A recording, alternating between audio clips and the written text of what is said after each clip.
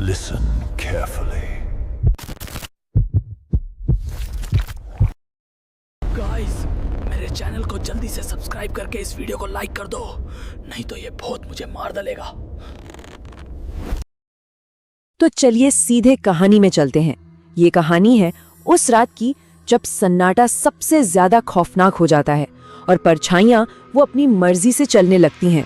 घड़ी में वक्त हुआ था रात के 3:33। अब ये कोई मामूली वक्त नहीं है और बहुत जल्द पता चलने वाला है कि ये वक्त इतना भयानक क्यों माना जाता है। कमरे में एकदम सन्नाटा था, लेकिन फिर भी आर्यन की नींद ऐसे खुली जैसे किसी ने उसे जोर से हिला दिया हो। हवा में ना एक अजीब सी बेचैनी फैली हुई थी। कोई आवाज नहीं थी सिवाय उसके अपने दिल की धड़कन के, जो कानों में गूंज रही थी। और उसी सन्नाटे के बीच उसके दिमाग में एक बहुत ही अजीब लेकिन गहरा यकीन घर करने लगा था। और वो यकीन ये था कि कोई उसे देख रहा है। हाँ, यही वो एहसास था जो किसी भी शोर से ज्यादा डरावना होता है। कमरे के अंधेरे में कोई था जो बस उसे घूरे जा रहा था। और बस तभी से ना चीजें और ज्यादा अजीब होनी शुरू हो गईं। उसने देखा कि दीवार पर जो घड़ी लगी थी उसकी सुई 3:33 पर अटकी हुई थी। टिक टिक की आवाज बंद हो चुकी थी। ऐसा लगा जैसे वक्त ही रुक गया हो। एक पल को तो उसे लगा शायद ये बस उसकी आंखों का धोखा है। मतलब अंधेरे में अक्सर ऐसा लगता है ना कि चीजें हिल रही हैं, पर क्या ये सच में सिर्फ एक धोखा था? बहुत ही धीमी सी आवाज, चर, जैसे कोई दरवाजे के ठीक बाहर खड़ा हो और उसे बहुत धीरे धीरे अंदर की तरफ धकेल रहा हो। उस सन्नाटे में ये आवाज कानों को चीर गई और अचानक ही पूरे कमरे में एक काटने वाली ठंड भर गई।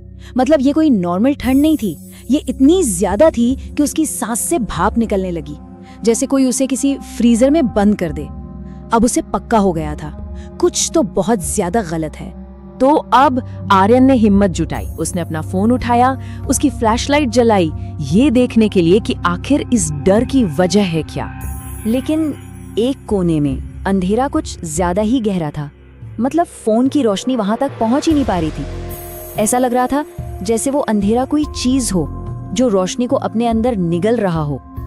और तभी ये आवाज आई, ठक ठक ठक।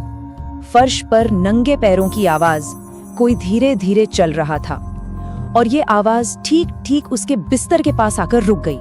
और जब उसने ऊपर देखा ना, तो अलमारी के पास वाली परछाई अब पहले से कई ज्यादा लंबी हो चुकी थी। नहीं, ये उसकी आंखों का धोखा नहीं था। वो जो भी चीज थी वो बढ़ रही थी, अंधेरे में अपना आकार बदल रही थी। अब डर हकीकत बन रहा था। और बस उसी पल जब डर अपने चरम पर था, उसके हाथ में पकड़ा हुआ फोन अपने आप उसकी स्क्रीन जल उठती है और उस पे जो लिखा आता है ना, वो सब कुछ बदल कर रख देता है। स्क्रीन पर अपने आप ये शब्द उभर आते हैं, स्लम्बर मैन। और नीचे लिखा था, अगर कोई इंसान ठीक 3:33 पर इस एहसास के साथ जागे कि उसे कोई देख रहा है, तो इसका मतलब है स्लम्बर मैन आ चुका है। ये सब कोई इत्तेफाक नहीं था, ये एक पूरी प्रक्रिया थी। देखो, पहला स्टेप, घड़ी रुकती है। दूसरा, ठंडी हवा फैलती है। तीसरा, परछाइयां हिलने लगती हैं। और चौथा और आखिरी स्टेप, वो तुम्हारे सामने आकर खड़ा हो जाता है। आर्यन ये सब महसूस कर चुका था, सिवाय आखिरी स्टेप के। और अब वो परछाई छत को छू रही थी।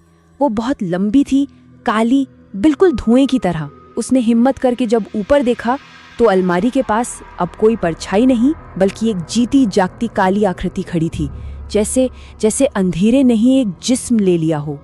और उसका कोई चेहरा था ही नहीं। वहां सिर्फ एक सपाट काला खालीपन था। जहां आंखें, नाक, मुंह होना चाहिए, वहां बस एक गहरा अंधेरा था, एक शून्य। और फिर उसी खालीपन से एक फुसफुसाहट आई, एक बर्फीली ठंडी आवाज जो सीधे उसके जहन में गूंज रही थी, तुम जाग गए। वो आकृति अपना हाथ आगे बढ़ाई रही थी कि अचानक कमरे में सूरज की तेज रोशनी भर गई। एक झटके में रात का अंधेरा गायब। उसने देखा घड़ी चल रही थी और वक्त था सुबह के 8:05। आर्यन हाफ रहा था पूरे पसीने में भीगा हुआ बिस्तर पर उठकर बैठ गया। तो क्या वो सब बस एक सपना था? एक बहुत ही ज्यादा भयानक, लेकिन सिर्फ एक सपना? सब कुछ अब बिल्कुल नॉर्मल लग रहा था। लेकिन जैसे ही उसने बिस्तर से पैर नीचे रखे, उसका दिल बैठ गया। बिस्तर के पास फर्श पर गीले लंबे पैरों के निशान थे, जो उस कोने से दरवाजे तक जा रहे थे। ये सपना नहीं था। उसका पूरा शरीर कांप रहा था और वो धीरे धीरे, बहुत धीरे धीरे पीछे मुड़ा, वापस कमरे के अंदर उस कोने की तरफ देखने के लिए। उस गहरे अंधेरे में से, जहां से वो निशान शुरू हुए थे, 2 लंबी काली उंगलियां बाहर निकलीं और उन्होंने इशारा किया। और ठीक उसी पल दीवार पर लगी घड़ी की सुइयां तेजी से घूमने लगी और एक झटके के साथ वापस 3:33 पर आकर रुक गईं। और आखिर में उसके फोन की स्क्रीन फिर से जली। एक नया नोटिफिकेशन, जिस पर सिर्फ इतना लिखा था, आज रात फिर सोना मत, ये दुष्स्वप्न अभी जारी है।